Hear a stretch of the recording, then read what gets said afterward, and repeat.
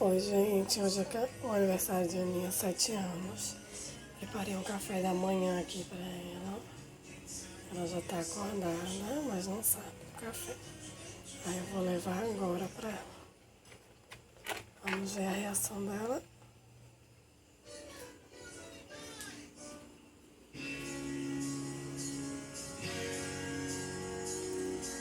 Parabéns pra você nessa data querida. Muitas felicidades, muitos anos de vida. Parabéns, meu amor. Parabéns. Gostou do seu café da manhã?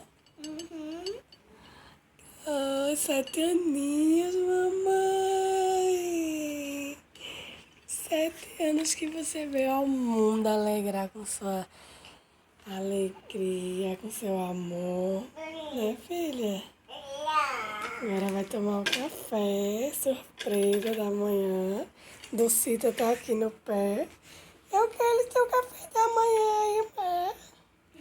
Tô cansada de dar leite.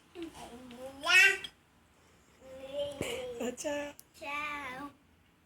Vai ter muitas surpresas ainda hoje, né? Só começou o dia.